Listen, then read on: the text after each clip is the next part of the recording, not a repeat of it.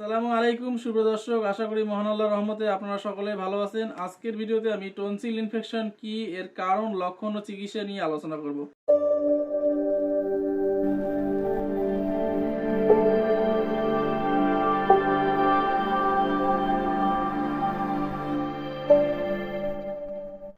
অনেক সময় দেখা যায় যে পেশেন্টরা এসে আমাদের চেম্বারে কিন্তু বলে থাকেন যে আমার টনসিল হয়েছে, কিন্তু টনসিল তো আসলে হয় না। টনসিল আমাদের শরীরে আগে থেকেই থাকে, সবার শরীরে কিন্তু এই টনসিল আছে। টনসিল মূলত এক ধরনের লসিকা গ্রন্থি, যা আমাদের শরীরের পা থেকে শুরু করে মাথার বিভিন্ন অংশে কিন্তু ছড়িয়ে ছিটিয়ে থাকে। এই লসিকা গ্রন্থি বিশেষ করে আমাদের নাক, কান, গলার শেষের দিকে যে লসিকা গ্রন্থিগুলি থাকে সেগুলোকে আমরা টনসিল বলি। এই টনসিলগুলোতে যখন ইনফেকশন বা ইনফ্লামেশন হয় তখনই সেটাকে আমরা টনসিলাইটিস বলে থাকি। এই টনসিলগুলি মূলত আমাদের শরীরে বিভিন্ন রকম ভাইরাস, ব্যাকটেরিয়া এবং ইনফ্লুয়েঞ্জা ঢুকতে বাধা দিয়ে শরীরকে সুস্থ রাখতে সহযোগিতা করে থাকে। আজকে মূলত যে টাইপের টনসিলটা নিয়ে আলোচনা করব সেটি আমাদের খাদ্যনালীতে দুই দিকে দুইটা, অর্থাৎ জিহ্বার শেষের দিকে দুই পাশে দুইটা থাকে এবং উপর দিকে দেখতে গেলে কিন্তু আলা জিভের নিচের দিকে দুইটা থাকে। এই টনসিলগুলি যখন ইনফেকশন হয় তখন কিন্তু প্রচণ্ড রকম বড় হয়ে যায়, অর্থাৎ গুটি গুটি হয়ে যায়।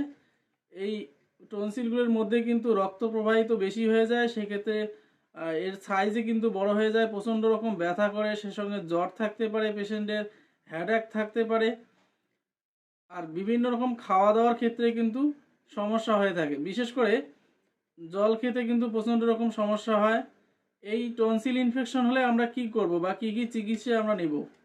প্রথমত, এই টনসিল ইনফেকশন হলে আপনারা লবণ জল গরম করে সেটাকে কুলিকুচি করতে পারেন বা গার্গেল করতে পারেন।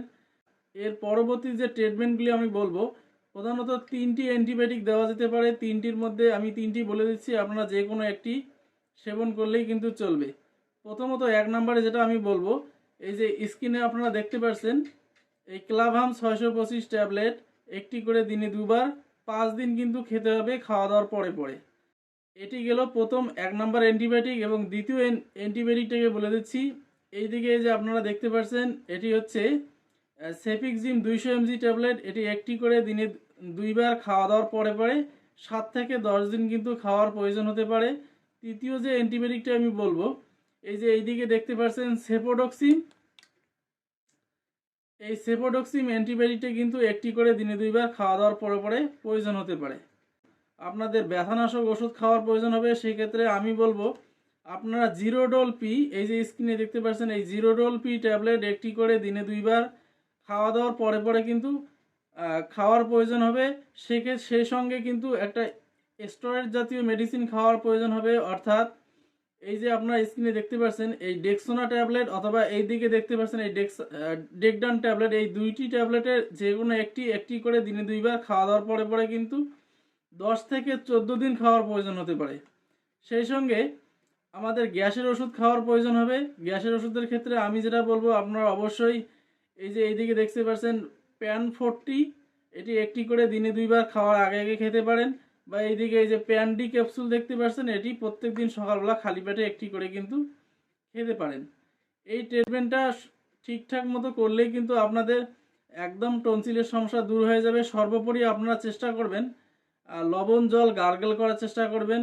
আর এই টনসিল ইনফেকশন কিন্তু বিভিন্ন কারণে হতে পারে। বিশেষ করে এই টনসিল ইনফেকশন যাদের প্রচণ্ড রকম অ্যালার্জি থাকে তাদের ক্ষেত্রে কিন্তু বেশি দেখা যায়। যারা ঠান্ডা খাবার বেশি করে খান, ঠান্ডা খাবার খেতে পছন্দ করেন, তাদের ক্ষেত্রে এই টনসিলের সমস্যা দেখা যায়। অনেক সময় দেখা যায় যে ঠান্ডা জায়গায় কিন্তু অনেকে থাকতে পছন্দ করেন, সেক্ষেত্রে যারা এসি রুমতে থাকেন বেশি করে, তাদের ক্ষেত্রে কিন্তু এই টনসিল ইনফেকশনের সম্ভাবনা বেশি হয়ে থাকে। এছাড়াও যারা ধুলোবালির পরিবেশে বেশি করে কাজ করেন, তাদের কিন্তু এই টনসিল ইনফেকশনের সমস্যা আমরা দেখে থাকি। তো সর্বোপরি যেসব কারণগুলি বললাম, এই কারণগুলি থেকে আপনারা এড়িয়ে চলবেন, যতটা পারা যায় চেষ্টা করবেন। আর আজকের ভিডিওটি যদি ভালো লেগে থাকে অবশ্যই একটি লাইক করবেন এবং বন্ধুদের সঙ্গে শেয়ার করবেন। আমাকে ভালো লেগে থাকলে আমার চ্যানেলটি অবশ্যই সাবস্ক্রাইব করবেন, পাশে থাকবেন। ধন্যবাদ।